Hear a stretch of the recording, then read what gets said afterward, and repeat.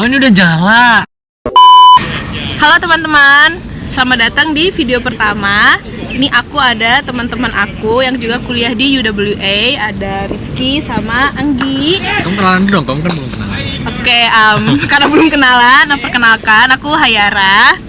Disapa Yara aja, tapi biar lebih akrab kenalan dong sama Mas Rifki dengan Mbak Anggi. Oh, Perkenalan gitu. dulu ya. Boleh. Siapa Halo. duluan? Mungkin Anggi dulu, Anggi. Gue ya. Halo semuanya, aku Anggi dari Lampung asalnya. Dulu S1-nya di Unila, sekarang lagi lanjut Master of Biotechnology di UWA. Salam kenal semuanya. Kalau kenalin aku Rifki. Asalku dari Lombok, Nusa Tenggara Barat. Dulu S1-nya ambil ilmu kelautan di Undip. Sekarang lanjut juga Master of Biotech, tapi specialization in aquatech. Gitu. Mungkin kita ke pertanyaan pertama, kenapa Mas Rifki dan Mbak Anggi milih PERT? Mungkin dari Anggi dulu deh. Waduh, aku sebenarnya nggak ada alasan spesifik atau spesial kenapa pilih PERT ya. Tapi kalau ditarik ke belakang mungkin lebih ke kenapa pilih Australia. Karena aku tuh suka banget nonton Raditya Dika. Kalau di sini Iya, ya, kalau umur-umuran kita nontonnya Raditya Dika ya. Jadi Bang Radit tuh sering banget mention soal dia kuliah di Australia zaman dulu. Terus dia juga sering adalah beberapa video dia yang nunjukin dia lagi di Australia dan kasih tahu ke kita yang paling dia highlight adalah kuliah di Australia itu sepi, orangnya nggak banyak. Jadi kayaknya cocok untuk aku yang suka sepi, aku yang suka kehidupan yang tidak hektik ini. Dan kayak alasan memilih Australia dan kemudian PERT karena kebetulan UWA juga ada di PERT ya, itu adalah karena pengen kehidupannya lebih mindful gitu. Kalau di Indonesia kayaknya ramai, hektik, dan ya dari Slow semua living gitu. ya pengen keluar dari semua keriuhan itu, akhirnya memilih tempat ini untuk jadi tempat melanjutkan studi. Oke, mungkin kalau Rifki gimana? Kalau aku sebenarnya agak panjang ceritanya ya. Oke, boleh dong diceritain. Awalnya gak sebenarnya apa-apa. nggak cuma milih Australia, jadi Oke. rencana awal itu pertama mau ke Norway sama Korea sama Australia. Cuma memang yang di Norway intake-nya nggak masuk pada saat itu sama timelineku, sama timeline beasiswanya. Kemudian yang di Korea aku udah nyoba daftar cuma belum rezeki. Kemudian di Australia aku akhirnya milih negara Australia, aku mulai melirik Australia lah. Di situ aku lihat tuh ada beberapa kota yang terkenal kan, kayak Sydney, Melbourne, Canberra dan sebagainya lah. Cuma aku ketika milih jurusan emang lebih prioritasin ke jurusannya. Oke. Ketika milih univ gitu, milih kotanya, terus sebenarnya kotanya nggak terlalu mikir lah kayak, oh ini kotanya itu gimana ya, kayak aku lihat jurusannya dulu. Kebetulan yang aku mau di biotech dan spesialisasinya di aquatic science itu ada di PERT. Jadi aku mulai coba kulik-kulik PERT itu kayak gimana sih, apakah aku bisa hidup nyaman, bisa istilahnya bisa apa ya, studinya nggak terganggu lah gitu. Dan aku mulai searching, oh iya PERT kotanya gini, nggak terlalu rame dan segala macam, ya menurutku cocok sama aku sih.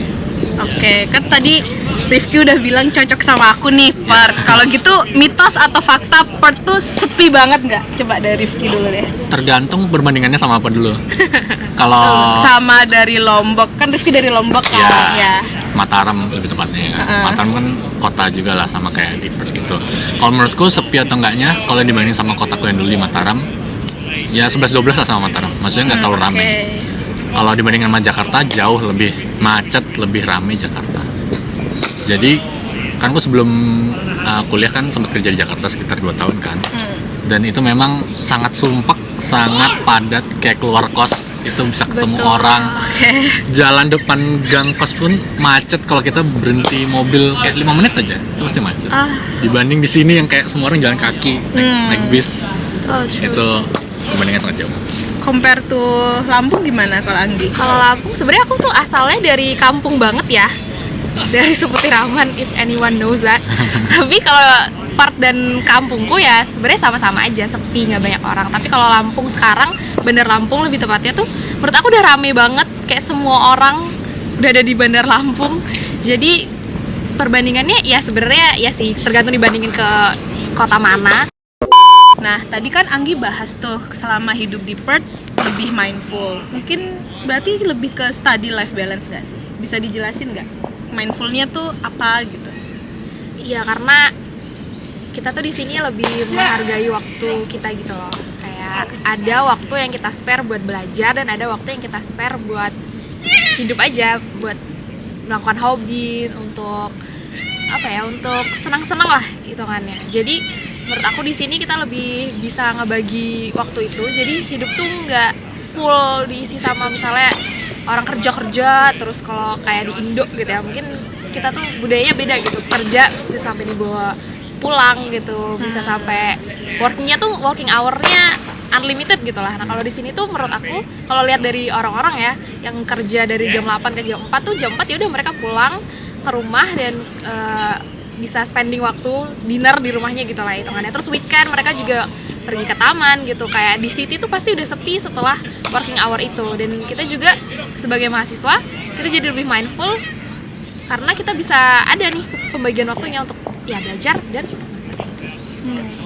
Iya, kalau menurutku sama sih. Jadi menurutku kalau kayak belajar di sini lebih fokus ya, karena nggak terlalu banyak distraksi. Beda kalau mungkin kayak di kota besar kayak Sydney atau Melbourne gitu yang banyak hiburan, segala macam hiburan pun ada.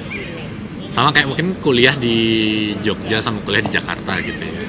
Kayak kuliah di Jakarta kan ya lu mau cari apa aja ada gitu, kayak lu mau keluar malam sampai jam 2 pagi pun masih rame kan. Sedangkan mungkin kalau di Jogja nggak, ya malam tapi paling jam 10-an gitu. Kalau di sini ya sama kayak gitu sih yang kurasain. Tinggal kita pintar-pintar nyari hobi aja gitu untuk ngisi waktu luang. Barangkali kalau Anda tipe orang yang nggak betah di rumah harus cari hobi sih. Bener nggak sih kalau tinggal di Australia tuh biaya hidupnya mahal banget? Kalau biaya hidup ya menurut aku dibilang mahal sih tergantung pengeluaran orang yang masing-masing ya. Cuma kalau mau compare ke Indonesia udah pasti, karena biaya hidupnya kalau dikonversikan di sini mata uangnya juga dolar kan, dolar Australia. Betul sih. Dan menurutku mahal atau enggaknya itu lebih ke porsinya dulu sih apa. Kalau karena di sini yang paling mahal tuh menurutku pengeluaran untuk rent atau biaya sewa rumah, sewa kamar. Itu yang paling mahal. Kayak 50% dari pengeluaranku per bulan itu buat rent doang. Bayar rumah. Betul.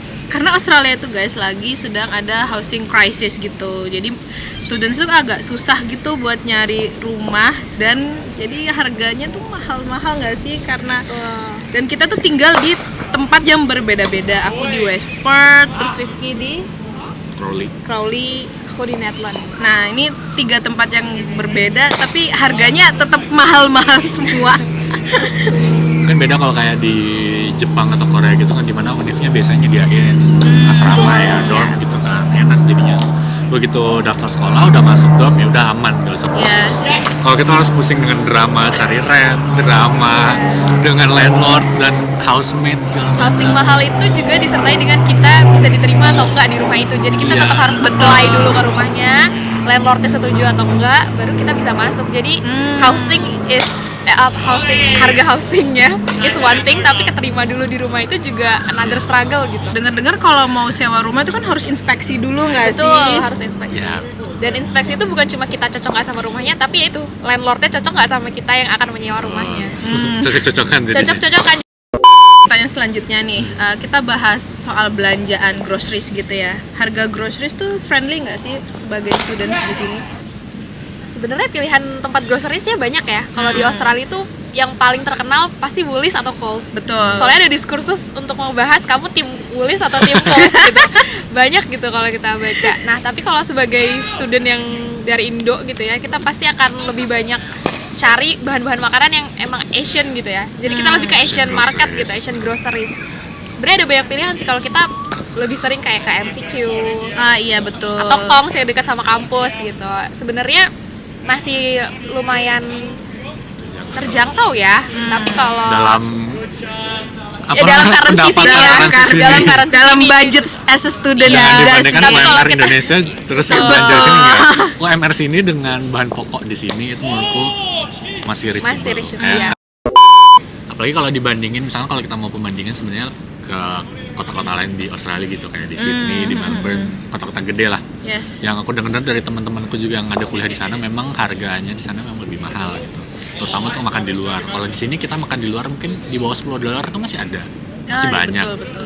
Kalau di Melbourne tuh di bawah $10 kayak mereka tuh kayak hidden gem gitu kan. Tuh. Guys, kita ada hidden gem makan cuma $10, $11. Nah, kalau di sini ya memang rata-rata segitu. Ada yang fancy ada juga kalau mau. Sesuai budget. Oh iya, aku ada pertanyaan unik nih. Menurut Anggi dan Rifki cari daging halal di Perth tuh gampang nggak? Gampang susah sih sebenarnya. Cuma karena kita butuh daging halal, jadi kita butuh extra effort aja sih. Sebenarnya accessible, kita bisa ke market kayak di Morley. Itu mereka punya halal butcher. Cuma ya putting extra effort aja untuk dapetin itu karena jarak kita ke Morley tuh berapa? Satu Satu jaman jaman ya. lah naik bis. Oke, ngebuat harus pergi ke Morley, berarti kan harus naik transportasi umum tuh. Nah, menurut Rifki dan Anggi, transportasi umum di Perth as a student tuh terjangkau nggak? Kalau dari segi harga terjangkau. Kalau dari segi accessibility tergantung kamu tinggal di mana. Kalau misalkan tinggal di daerah city, menurut aku sangat-sangat reachable dan enak kalau mau kemana aja. Betul. Cuma kalau tinggal yang agak jauh di pinggir kota, menurut aku ya memang naik bis itu satu-satunya cara untuk keliling-keliling, atau enggak ya punya mobil pribadi. Ya sih, karena Uber cukup mahal. Iya. Cukup mahal. Dan kita kalau students itu kita dapat concession kan ya guys? Kita Ya, dapat concession. diskon, dapat potongan Betul. mas. Diskon student itu Dan transportasi Awas umum juga. itu bukan cuman bus sih, ada kereta. Betul. Terus kita juga ada apa? Kapal ya, yang kalau kita pakai Yeah. nyebrang Oh, iya, ke betul. Southport itu kita bisa, dan itu under $2 karena kita dapat concession student sih. Gitu. Transportasi umumnya tuh sangat accessible gitu dan dia udah integrated ke semuanya. Jadi kita dari mau naik bus pindah ke kereta pun gampang banget gitu. Semua di sini dari bus station sampai ke train station tuh udah sangat deket banget lah gitu. Satu kompleks. Ya, dan kita tuh cuman butuh satu kartu gitu Betul, kan, betul. satu kartu transport gitulah. Jadi kayak kita nggak harus pakai aplikasi berbeda atau gimana gitu, semuanya tuh kayak inline gitu. Pertanyaan yang paling umum nih, culture shock pindah ke Perth. Shock. Mungkin Apa ya? dari Anggi dulu deh, nanti ditambahin sama Rifki. Culture shock tentu saja karena kita semua datang waktu winter adalah cuaca. Aduh, itu dahsyat banget guys. Betul, karena kalau aku sendiri ini pertama kalinya ke luar negeri dan menghadapi winter ya. Coba Jadi Anggi ceritain, Anggi tiba di sini jam berapa? aku tiba tuh sekitar jam 6 sore. Oke. Dan itu dingin banget. Karena sebenarnya udah membayangkan ya dari rumah kayak oh dingin, kita udah siap jaket apa segala macam. Tapi ya karena baru pertama kali menghadapi cuacanya, baru tahu dinginnya segimana, jadi tetap kaget dan tetap kedinginan menggigil malamnya dan tetap nangis. ya aku datangnya tuh subuh Ya, jam kita 4 tibanya pagi ya. kita mendarat jam 3 nggak Jam sih Rifki? 3. Kita mendarat jam 3. Jam 4-an. Terus pas keluar itu beneran masih berangin Berangin, banget. dingin. Dan aku sedikit meremehkan sih, aku nggak bawa puffer jacket atau segala macam, cuma bawa sweater tipis kayak di Indo gitu. Aku pikir ini kan nggak ada saljunya, jadi kayaknya nggak terlalu dingin deh. Tapi selain itu culture shock lainnya adalah di sini tuh orang gila-gila olahraga. Menurut aku, apalagi lari. Jadi kayak setiap hari di jam apapun, siang, sore, malam, pagi, subuh aja kita udah ada lihat orang lari gitu. Bahkan malam menuju tengah malam aja orang-orang tuh masih lari.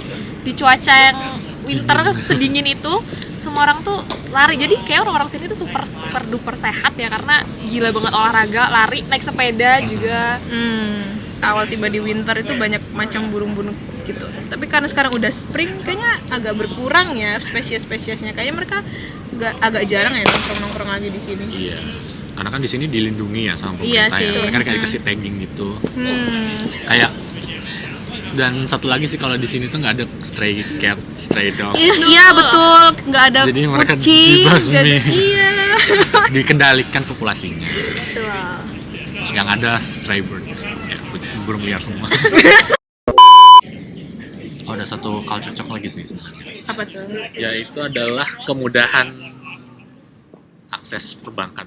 Mungkin bukan akses perbankan, kayak transaksi lah. Karena kan kalau di sini udah pakai yang apa tap Tap tuh. tap semua iya, kan, betul, semua betul. sebelah tap, nggak perlu yang gesek kartu, nggak perlu pakai QRIS segala macem. Chris.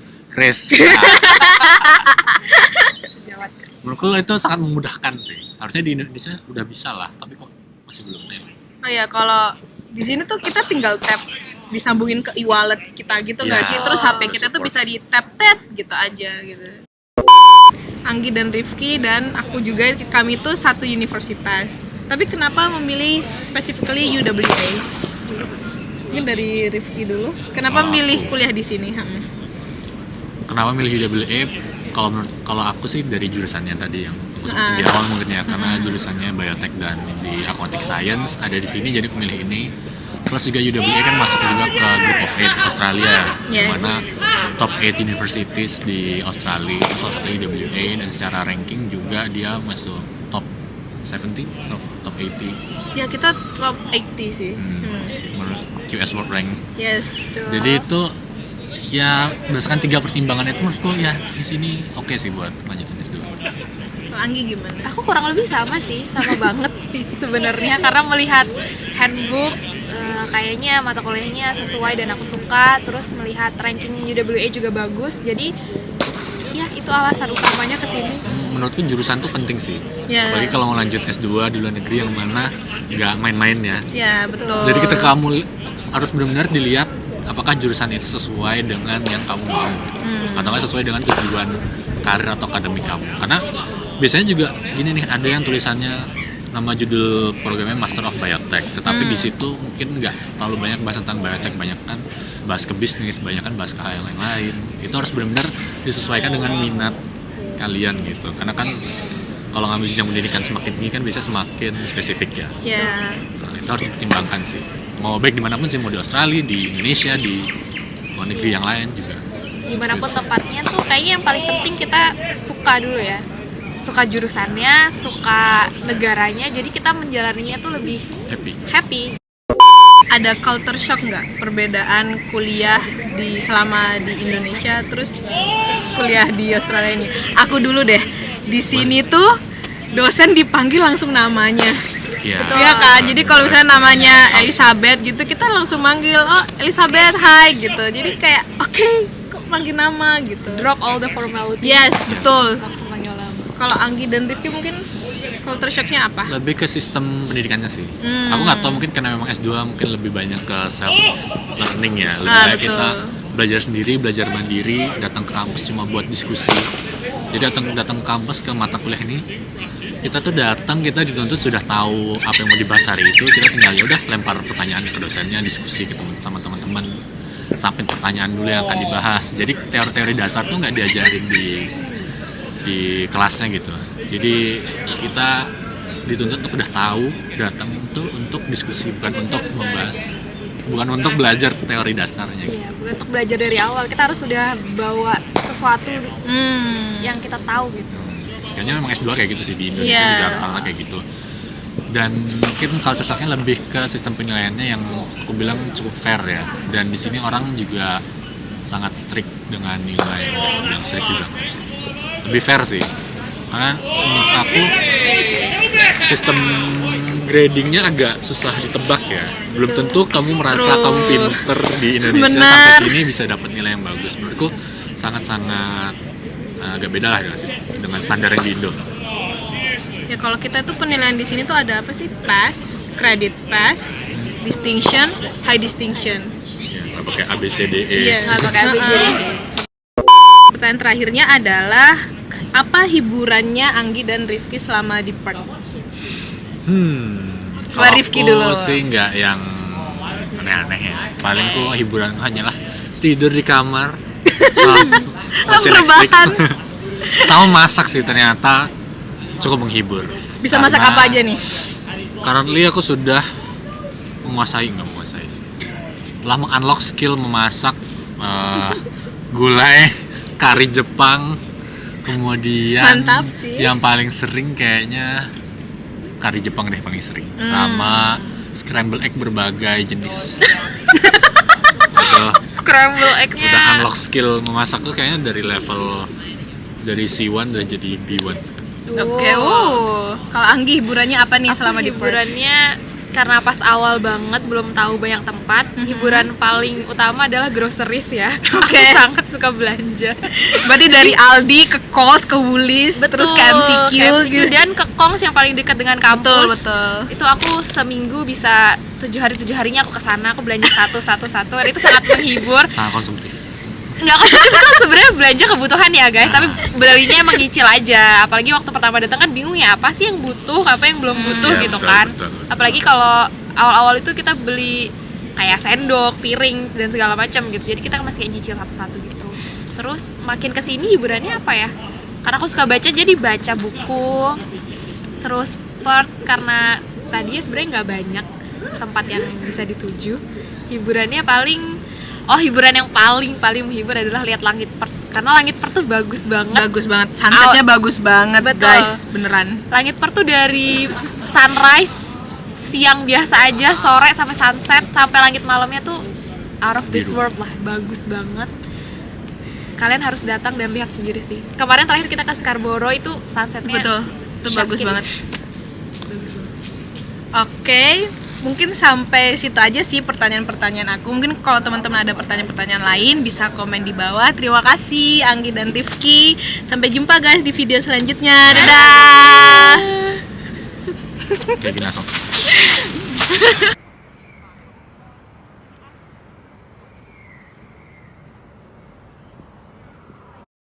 Guys, ini nanti clickbait ya. Sini Ki. Clickbait. Angle-nya gini, naikin gini. Bisa sih. Gini. Wow, terang sekali nggak sih? Menurut Kong gimana? Lebih Pas mundur Kiki lagi nggak sih? Kiki kepotong nggak sih? Kurang naik, badannya panjang soalnya. Iya lagi. Apa mau rebahan aja ngobrolnya? Lucu nggak sih? Pilotok. Coba ngomong Ki. Tes 1 2 3. Halo guys. Halo semuanya. Hai. Kayaknya lebih kecil suara burungnya. Hai semuanya. Harusnya segitu tahu suaranya. Lebih kenceng suara. Dipegang bau nggak?